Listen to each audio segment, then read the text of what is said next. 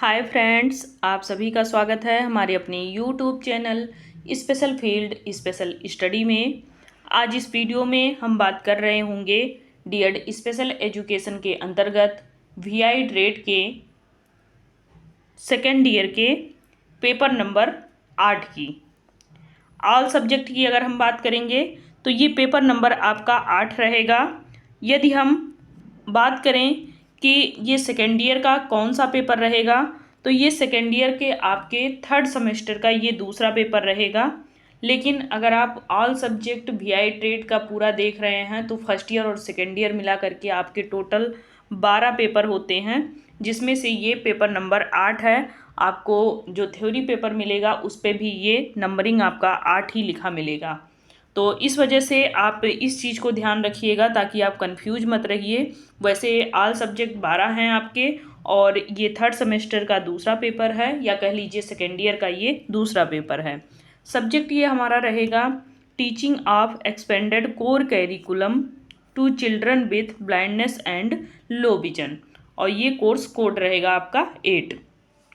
ये आपका द्वितीय वर्ष का सब्जेक्ट है, और इससे रिलेटेड हम लोग जो आज इस वीडियो में करने वाले हैं वो ऑब्जेक्टिव टाइप क्वेश्चंस करने वाले हैं, जिसमें अभी तक हम लोगों ने 60 क्वेश्चंस कवर कर लिए हैं, और इस वीडियो में हम 20 क्वेश्चन और कवर करेंगे तो हमारे 80 क्वेश्चंस कवर हो जाएंगे। और आने वाला जो हमारा पेपर है, यानी कि 20 तारीख से जो आपके एग्ज़ाम स्टार्ट हैं, उसमें आपको काफ़ी हेल्प मिलने वाला है। तो चलिए शुरू करते हैं, और हम एग्ज़ाम की तैयारी को ध्यान में रखते हुए, टाइम ज़्यादा ना बर्बाद करते हुए, हम कम समय में ज़्यादा क्वेश्चन करने का प्रयास करेंगे। तो चलिए शुरू करें। हमारा जो क्वेश्चंस होगा वो हमारा 61 से लेकर 80 क्वेश्चंस तक कवर किया जाएगा इस वीडियो में। ये आप देख सकते हैं क्वेश्चन नंबर आपका 61 है। 60 तक हमने कर लिया है, 61 से लेकर के हम 80 क्वेश्चंस तक करेंगे। तो 61 क्वेश्चन कहता है कि गतिज विभेद से क्या तात्पर्य है। तो गतिज विभेद, इसका मतलब क्या होता है? इसका मतलब ये होता है कि आप किस स्थिति में बैठे हैं, और जब आप गति कर रहे हैं तो फिर आप कितना एक स्थान से दूसरे स्थान पर विस्थापन हो रहे हैं, ये मतलब होगा। तो यहाँ पे शरीर की गति और स्थिति में अंतर करना, यानी कि एक आप जिस स्थान पर बैठे हैं और एक आप वहाँ से उठ करके कहीं और गए, तो उसके बीच की जो दूरी है वो क्या कहलाएगा? अंतर कहलाएगा। यानी कि दोनों स्थानों के बीच की जो दूरी होगी, जो विस्थापन होगा विस्थापन के बाद का, उसी को क्या कहेंगे? अंतर कहेंगे। तो गतिज विभेद, विभेद का मतलब होता है अंतर। तो आपका फर्स्ट ऑप्शन ही मेरे हिसाब से सही हो जाएगा, बट हम तीसरा और दूसरा और चौथा ऑप्शन भी हम यहाँ पे देखेंगे, ताकि अगर इससे भी बेटर हमें ऑप्शन मिले तो हम जो ऑप्शन हमारा इससे बेटर रहेगा उसी को फिर हम चुनें। तो हमारा दूसरा होगा कि ध्वनियों में अंतर करना क्या होगा? क्या गंधों में अंतर करना होगा, या फिर स्वाद में अंतर करना होगा?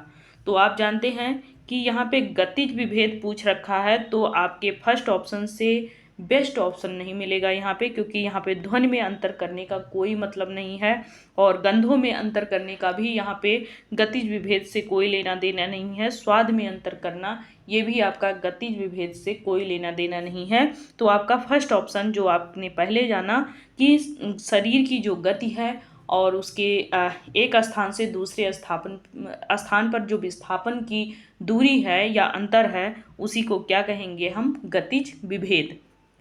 नेक्स्ट हमारा क्वेश्चन है 62 कि गतिज विवेक को बढ़ाने वाली एक गतिविधि है। तो कौन सी एक्टिविटी अपनाई जाती है इसके लिए, ये हम देखेंगे। क्या संगीत सुनना, ये आपका फर्स्ट ऑप्शन है। सेकंड है कि शारीरिक जो व्यायाम करना, जिसमें शरीर की गति के प्रति जागरूकता शामिल हो। या फिर तीसरा ऑप्शन कि विभिन्न सुगंधों को सूंघना। या फिर चौथा ऑप्शन कि विभिन्न खाद्य पदार्थों का स्वाद लेना।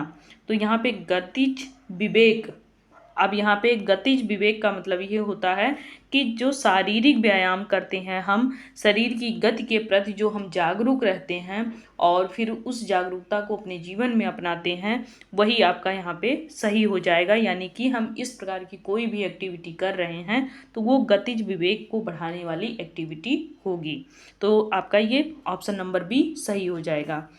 नेक्स्ट आपका क्वेश्चन नंबर 63 है कि अवशिष्ट दृष्टि के संदर्भ में दृश्य विभेद क्या है। दृश्य विभेद यानी कि दृश्य का मतलब देखना और विभेद का मतलब अंतर करना। आप अगर जो क्वेश्चन दिया रहेगा उसको आप अच्छे से पढ़ेंगे और फिर उसका संधि विच्छेद कर लेंगे, शब्दों को तोड़ लेंगे, शब्दों को समझ लेंगे, तो आपको ऑप्शन लगाने में कोई भी दिक्कत नहीं आएगी। तो पहला ऑप्शन हो जाएगा ध्वनियों में अंतर करने की क्षमता, या फिर स्वाद में अंतर करने की क्षमता, या गंध में अंतर करने की क्षमता, या फिर शेष दृष्टि जो बची हुई है उस बच्चे में उसका उपयोग करके रंगों, आकृतियों और पैटर्न में अंतर करने की क्षमता। तो आप जानते हैं दृश्य विभेद यहाँ पे पूछा गया है, तो दृश्य विभेद का मतलब यही होता है कि जो बच्चे में बची हुई देखने की क्षमता होती है उसको एक्टिविटी के माध्यम से बढ़ाने का आप यहाँ पे कार्य करेंगे, तो फिर उस बच्चे में वो कहीं ना कहीं धीरे धीरे बढ़ेगा और उसका उपयोग करके वो बहुत सारे कार्य कर पाएगा, ये क्षमता उसके अंदर विकसित होगी। तो ये ऑप्शन नंबर डी सबसे बेस्ट ऑप्शन है, यही आपका सही होगा। अगला है आपका क्वेश्चन नंबर 64 कि अवशिष्ट दृष्टि का उपयोग करके दृश्य विभेद में सुधार लाने के लिए गतिविधि का उदाहरण है। तो यहाँ पे दृश्य विभेद में सुधार करके जो हम दृष्टि उपयोग करते हैं तो उसमें हम कौन से उदाहरण शामिल कर सकते हैं। नंबर 1 विभिन्न ध्वनियों को सुनना, नंबर 2 वस्तुओं को रंग और आकार के आधार पर छांटना, नंबर आपका 3 है कि विभिन्न स्रोतों से आने वाली गंधों की पहचान करना, या फिर खाद्य पदार्थों का स्वाद लेना। तो यहाँ पे आपका जो दृष्टि का उपयोग करके दृश्य विभेद में सुधार लाने की जो गतिविधि में उदाहरण शामिल किया जाता है वो ये किया जाता है कि जो वस्तुएं हैं उनके रंग, आकार, इन सब में विभेद कराया जाए और उनसे पूछा जाए कि आप रंगों के आधार पे या आकार के आधार पे या फिर इसको आप 1 बाय 1 करके ये क्या चीज़ है इस चीज़ को आप बताएं। ऐसी गतिविधि अगर आप बच्चों से कराएंगे तो कहीं ना कहीं उनके जो दृश्य विभेद में दिक्कत आती है वो चीज़ें सुधारी जा सकती हैं, यानी कि दृष्टि का उपयोग हम बच्चों से करा सकते हैं जो उनके अंदर बची हुई है।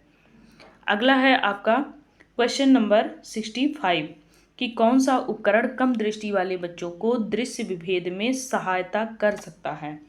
तो दृश्य विभेद में जो सहायता करता है वो कौन सा उपकरण है जो बच्चे लो विजन वाले होते हैं। नंबर 1 आवर्धक कांच, या फिर स्टेथास्कोप। तो आप जानते हैं स्टेथास्कोप से क्या नापा जाता है, ये डॉक्टरी लाइन में आपके उपयोग किया जाता है। ब्रेल स्लेट, इससे बच्चे लिखने का, ब्रेल लिपि का यहाँ पे उपयोग करते हैं, इसी के माध्यम से लिखा पढ़ा जाता है। एक सफ़ेद बेंत, तो ये आपका नहीं होगा। जो हमारे लो विजन वाले बच्चे होंगे वे अक्सर आप जानेंगे कि वो आवर्धक लेंसों का ज़्यादा प्रयोग करते हैं।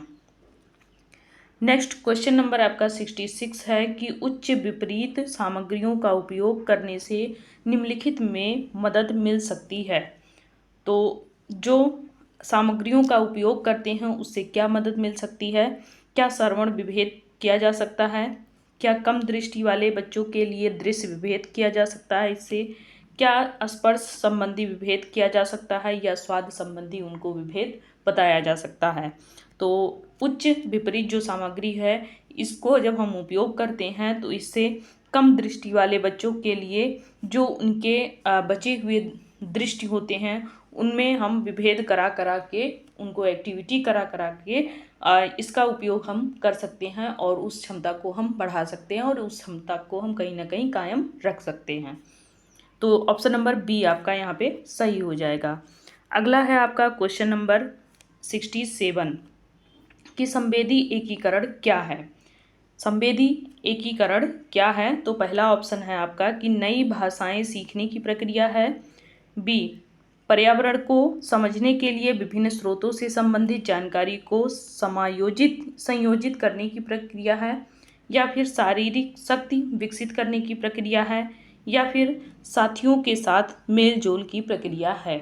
तो यहाँ पे आप देख सकते हैं कि संवेदी एकीकरण ये आपके पर्यावरण को समझने के लिए विभिन्न स्रोतों से संवेदी जानकारी को संयोजित करने की प्रक्रिया है। यहाँ अगर आप क्वेश्चन से रिलेट करेंगे तो संवेदी और संवेदी, तो यहीं से आपका ये क्वेश्चन सही हो जाएगा, ऑप्शन नंबर बी। आगे बात करेंगे हम क्वेश्चन नंबर 68 की, कि अंधेपन और कम दृष्टि वाले बच्चों के लिए संवेदी एकीकरण क्यों महत्वपूर्ण है। तो ऑप्शन नंबर ए है, इससे उन्हें खेलों में उत्कृष्टता हासिल करने में मदद मिलती है।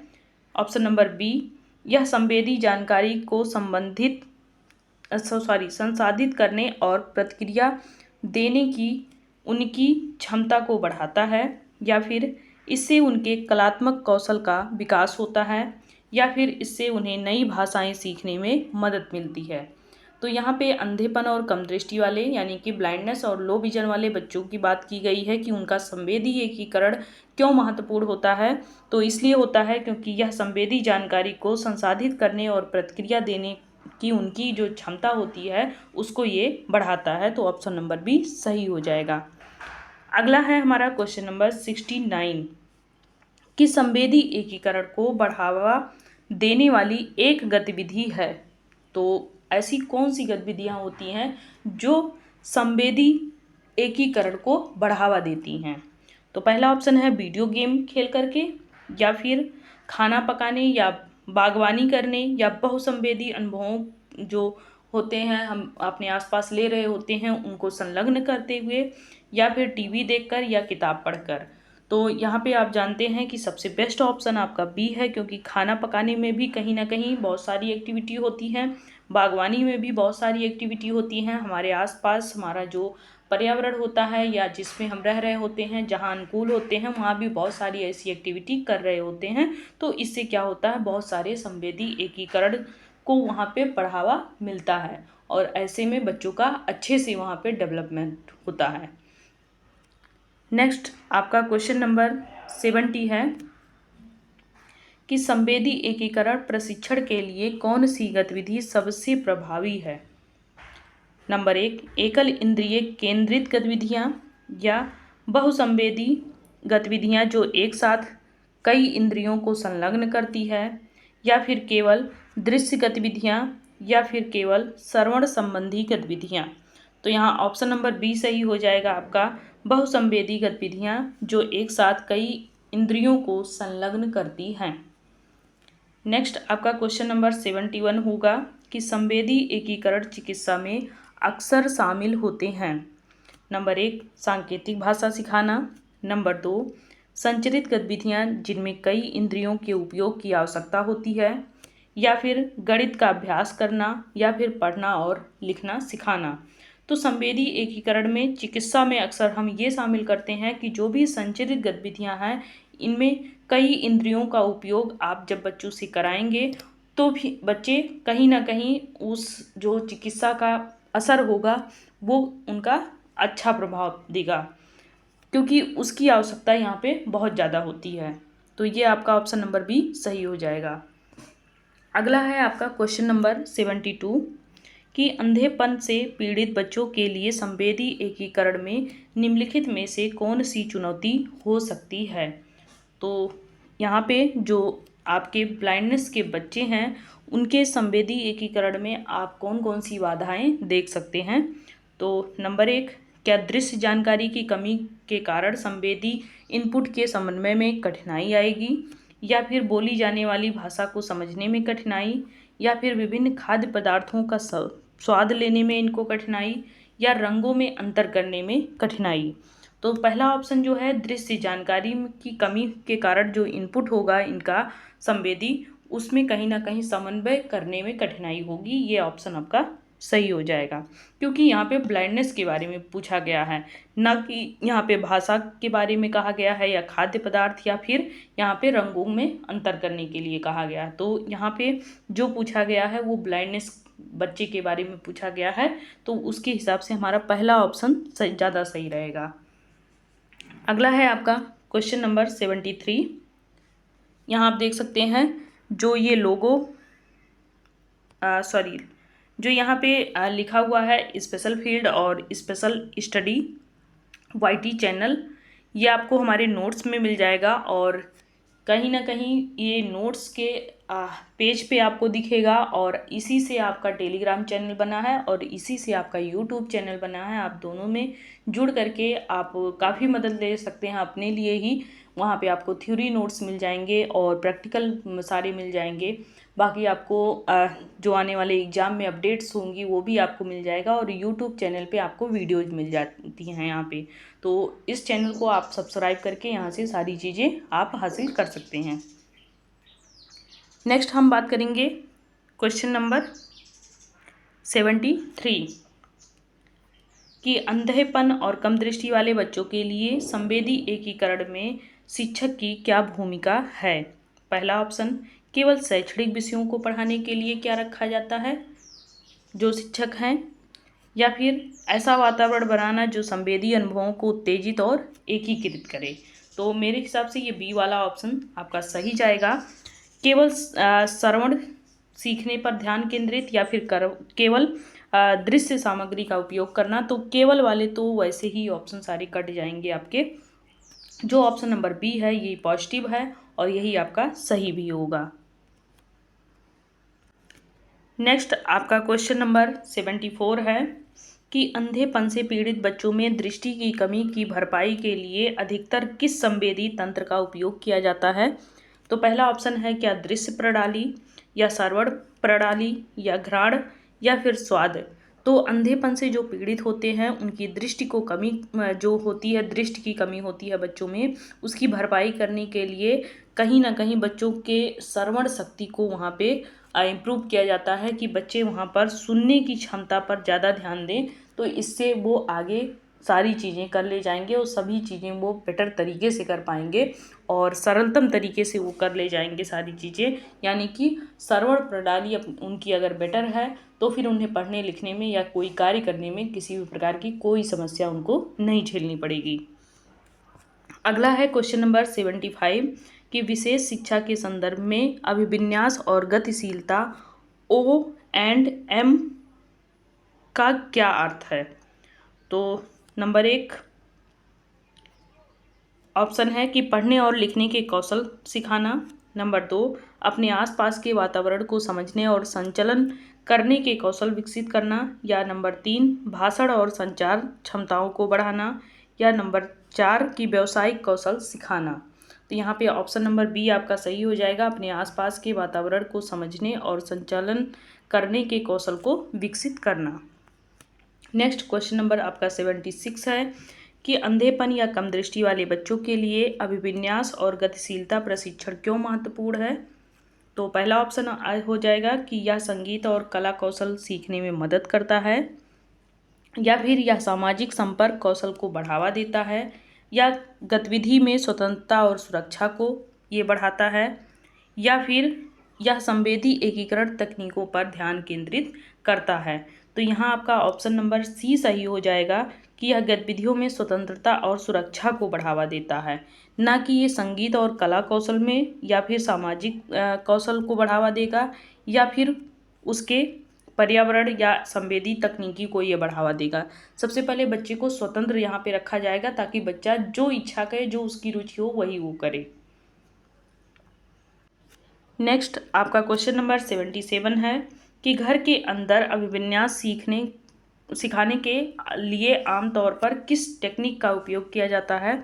तो घर के अंदर आप क्या क्या चीज़ें कैसे सिखा सकते हैं, क्या इकोलोकेशन या फिर स्थल चिन्हों और सुरागों का उपयोग करके, या फिर दृष्टि मार्गदर्शक तकनीक के माध्यम से, या स्पर्शनीय मानचित्रों का उपयोग करके। तो यहाँ पे जब आप घर के अंदर कोई चीज़ सिखा रहे होते हैं तो वहाँ पे स्पर्श वाली सारी वस्तुएं रखेंगे जिससे बच्चे अच्छे से सीख पाएँ। तो स्पर्शनीय मानचित्रों का यहाँ पे हम उपयोग करेंगे जिससे बच्चे सीख पाएँ यहाँ पे। नेक्स्ट क्वेश्चन नंबर 78 है कि अभिविन्यास कौशल सिखाने का प्राथमिक लक्ष्य क्या है। नंबर 1 श्रवण कौशल को बढ़ावा देना, नंबर 2 स्थानिक जागरूकता विकसित करना। नंबर 3 ब्रेल का उपयोग करना सिखाना। नंबर 4 स्मृति कौशल में सुधार करना। तो यहाँ पे ऑप्शन नंबर बी आपका सही जाएगा कि स्थानिक जागरूकता विकसित करना। नेक्स्ट क्वेश्चन नंबर 79 है कि किस टेक्निक में दृष्टिबाधित व्यक्ति को मार्गदर्शन देने के लिए दृष्टि संपन्न व्यक्ति का उपयोग किया जाता है। नंबर 1 सुरक्षात्मक टेक्निक। नंबर 2 प्री केन टेक्निक। नंबर 3 दृष्टि मार्गदर्शक टेक्निक और नंबर 4 मेथ टेक्निक। तो यहाँ ऑप्शन नंबर सी सही हो जाएगा, दृष्टि मार्गदर्शक टेक्निक। नेक्स्ट और इस वीडियो का लास्ट क्वेश्चन होगा हमारा 80 कि गतिशीलता प्रशिक्षण में प्री केन टेक्निक का उपयोग क्या है। प्री केन टेक्निक ये क्या होता है और ये इसका उद्देश्य क्या है। तो नंबर 1 वेद का प्रभावी ढंग से उपयोग करना सिखाना, या फिर संतुलन और समन्वय विकसित करना, या भीड़ भाड़ वाली जगहों से गुजरना, या स्थलों का पहचानना। तो यहाँ पे आपका पहला ऑप्शन सही हो जाएगा कि वेद का प्रभावी ढंग से उपयोग करना। ये आपका फर्स्ट ऑप्शन सही हो जाएगा। तो यहाँ पे हम लोगों ने 80 क्वेश्चंस तक कवर कर लिए हैं। नेक्स्ट हमारा जितने भी क्वेश्चन होंगे वो हम नेक्स्ट वीडियो में फिर से देखेंगे। तो यहाँ पे आप देख सकते हैं हमारे यहाँ पे इस सब्जेक्ट से रिलेटेड कुल आपके 124 क्वेश्चन हैं। तो ये दोनों वीडियो आपको लगभग शाम तक आज कंप्लीट करा दिया जाएगा। और इसमें आपका आज teaching of expanded core curriculum to children with blindness and low vision, ये जो सब्जेक्ट है आपका पेपर नंबर 8 का, इसको कंप्लीट करा दिया जाएगा। जितने भी ऑब्जेक्टिव टाइप क्वेश्चन हैं आप लोग जल्द से जल्द तैयार हो जाएं, हम जल्द से जल्द आपको वीडियो प्रोवाइड करने का पूरा प्रयास करेंगे। तो इस वीडियो में बस इतना ही, तब तक के लिए आप वीडियो एंजॉय करें। नेक्स्ट जितने भी क्वेश्चन बचे हैं वो आपको आज लगभग सारे क्वेश्चंस करा दिए जाएंगे। तो आप लोग भी वीडियो एंजॉय करते हुए अपने सभी एग्ज़ाम्स की तैयारी में लग जाएं। तो तब तक के लिए बहुत बहुत धन्यवाद। चैनल पर नए हैं तो चैनल को लाइक करें, सब्सक्राइब करें और शेयर भी करें। और आप स्पेशल फील्ड स्पेशल स्टडी के नाम से जा कर के चैनल को आप जब टेलीग्राम पे सर्च करेंगे तो वहाँ भी आपको मिल जाएगा। वहाँ सारे थ्योरी पेपर आपको मिल जाएंगे, जितने भी सॉल्व पेपर हैं वो भी आपको मिल जाएंगे। तो आपको कहीं और जाने की ज़रूरत नहीं है। स्पेशल फील्ड स्पेशल स्टडी के नाम से आपको यूट्यूब चैनल पे भी सारी चीज़ें मिलने वाली हैं और टेलीग्राम चैनल पे भी इसी नाम से आपको सारे थ्योरी पेपर मिलने वाले हैं। तब तक के लिए बहुत बहुत धन्यवाद।